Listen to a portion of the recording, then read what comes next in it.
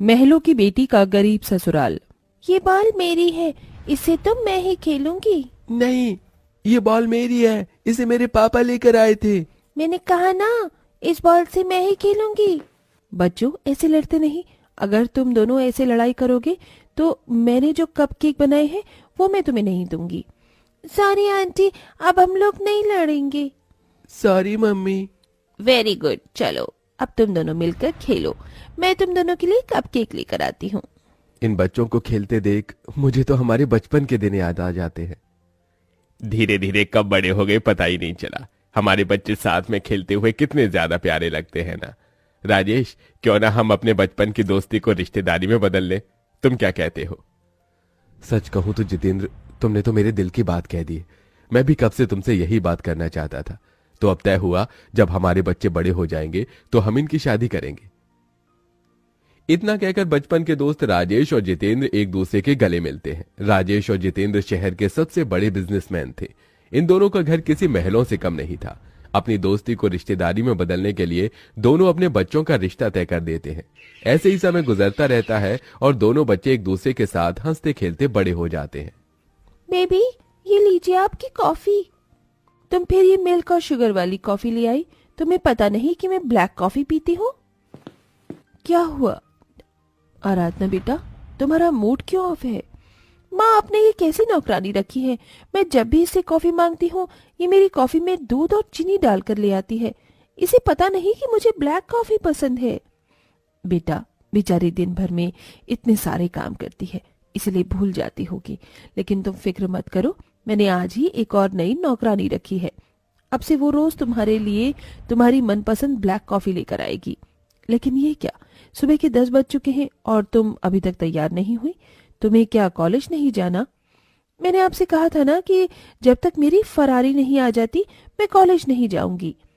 ऐसा कभी हो सकता है कि हमारी प्यारी बिटिया रानी ने हमसे कुछ बोला हो और हमने उससे नाला कर दिया हो?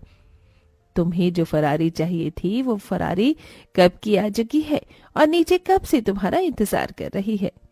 मम्मी, सच्ची डैड ने मेरे लिए मेरी मनपसंद फरारी मंगवा दी। आप दोनों वर्ल्ड की बेस्ट मम्मी और डैडी हो।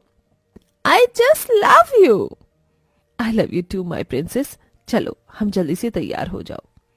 आराधना जल्दी से उठती है और तैयार होकर सीधा अपनी फरारी में बैठती है। लेकिन आराधना कॉलेज जाने की बजाय एक पार्क के सामने जाकर अपनी गाड़ी रोकती है और जल्दी से गाड़ी से उतरकर पार्क में जाती है, जहां वो एक लड़के से मिलती है। सॉरी, आज फिर से मैं आने में लेट हो गई। प्रिंसेस आराधना, इसमें कौन सी नई बात है? ये तो आपको रोज का काम है। सॉरी बाबा, आप कितना गुस्सा करोगे? प्लीज मुझे माफ कर दो। सॉरी। ठीक है, माफ किया, लेकिन अगली बार से लेट मत होना। यह लड़का कोई और नहीं बल्कि अरमान था, जिससे आराधना के माता पिता ने बचपन में आराधना का रिश्ता तय किया था। अरमान, अब तो मेरी पढ़ाई भी पूरी होने वाली है। क्यों ना अब हम जल्दी से अपने मम्मी डैडी से बात करके शादी कर ले। बचपन में हमारी मम्मी पापा ने हमारा रिश्ता तय किया था, लेकिन अब मुझे ऐसा लगता है कि हमारी शादी होना मुश्किल है। जब से पापा के बिजनेस में लॉस हुआ है तब से हम लोग एक छोटे से किराए के मकान में रह रहे हैं। अब ना ही हमारे पास रहने के लिए कोई बड़ा घर है और ना ही अपनी ख्वाहिशों को पूरा करने के लिए पैसे। मैं ये सब जानती हूँ, लेकिन हमने बचपन से एक दूसरे से प्यार किया है, तो अब हमें कोई अलग नहीं कर सकता। और ये रिश्ता तो हमारे पापा ने तय किया था। मुझे नहीं लगता कि वो इससे अब इनकार करेंगे। जहां अरमान और आराधना के बचपन की दोस्ती प्यार के रिश्ते में बदल गई थी और दोनों एक दूसरे के बिना नहीं रह सकते थे, वहीं अब तो आराधना की भी पढ़ाई पूरी होने वाली है, तो क्यों ना अब आप राजेश भाई साहब से बात करके बच्चों की शादी का मुहूर्त निकलवाइए।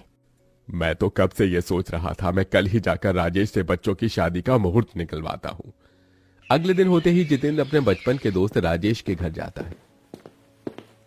राजेश, कैसा है तू? अरे ठीक हूं, लेकिन तू यहाँ क्या कर रहा है? भूल गया, बचपन में हम दोनों ने अपने बच्चों का रिश्ता तय किया था। अब उन दोनों की उम्र शादी लायक हो चुकी है। अब बता, कब भेज रहा है अपनी बेटी को मेरे घर की बहू बनाकर? मेरी बेटी तेरे घर की बहू बनेगी, भूल मत। ये रिश्ता मैंने तब तय किया था जब तू मेरी तरह अमीर था। अब तो मेरे घर के नौकर से भी ज्यादा गरीब है। तुझे क्या लगता है अब मैं ये रिश्ता कर दूंगा? राजेश की बात सुन जितेंद्र का दिल टूट जाता है। वहीं आराधना को जैसे ही ये बात पता चलती है। मम्मी पापा, मैं अरमान से प्यार करती हूँ और उससे शादी करना चाहती हूँ। आपने ही तो बचपन में मेरा रिश्ता अरमान से तय किया था, तो अब क्या प्रॉब्लम है? तू कहीं पागल तो नहीं हो गई है? पहले की बात अलग थी, जब वो लोग हमारी तरह अमीर थे, लेकिन अब वो लोग बहुत गरीब हैं। मैंने अरमान से प्यार किया है, मैं उसके साथ में सूखी रोटी खाकर भी जिंदगी गुजार सकती हूँ। तुझे उससे शादी करनी है तो हमसे सारे रिश्ते नाते तोड़ने होंगे।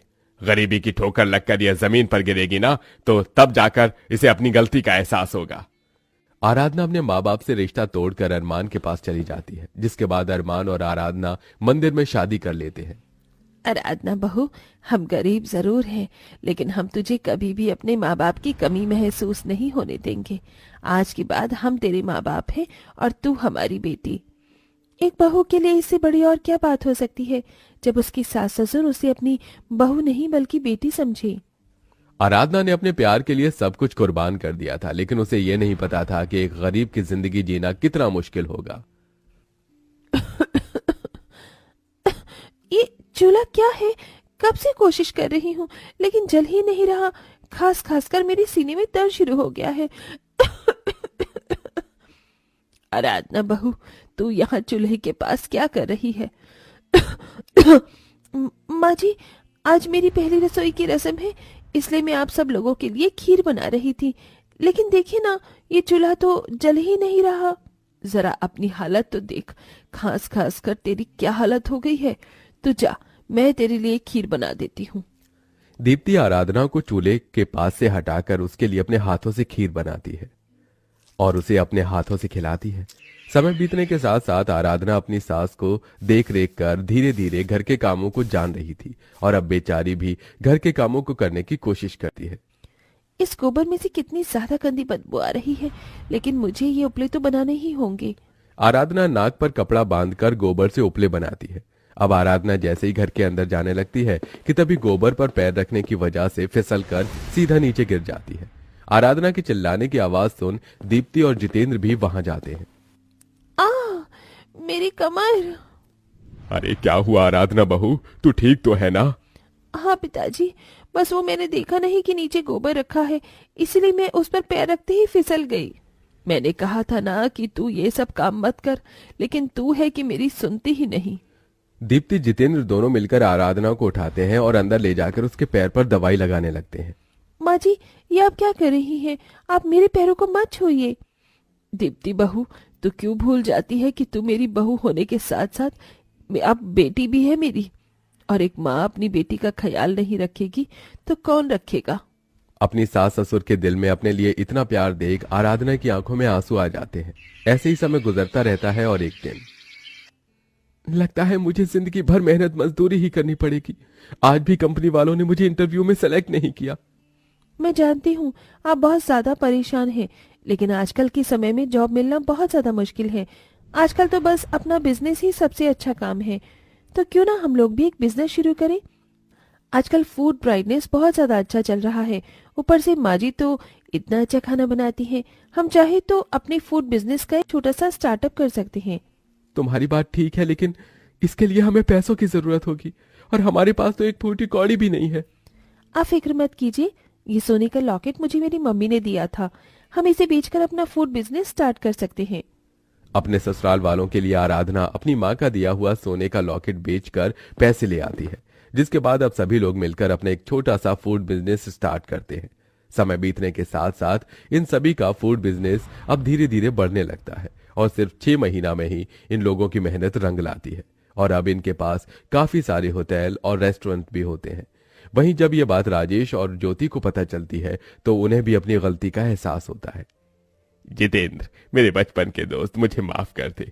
पैसों के घमंड ने मुझे अंधा कर दिया था और मैं अपने बचपन की दोस्ती और वादे को भूल गया था। हाँ भाई साहब, हमसे बहुत बड़ी भूल हो गई, हमें माफ कर दीजिए। राजेश मेरे दोस्त, तुझे मुझसे माफी मांगने की कोई जरूरत नहीं है। तेरी बेटी भले ही महलों की रानी थी, लेकिन अपने गरीब ससुराल में कभी उसे किसी चीज की शिकायत नहीं की। आज जो ये सब कुछ पहले की तरह हो पाया है, ये सब सिर्फ आराधना की वजह से हुआ है। अगर आराधना नहीं होती तो हम लोग अभी भी उस गरीबी में ही जी रहे होते। दीप्ति और जितेंद्र की बात सुन राजेश और ज्योति को आराधना पर बहुत गर्व होता है, जिसके बाद आराधना का अपने माँ बाप से रिश्ता बिल्कुल पहले की तरह हो जाता है। वहीं राजेश और जितेंद्र की बचपन की दोस्ती भी अब बिल्कुल पहले की तरह हो जाती है और सब खुशी खुशी रहते हैं।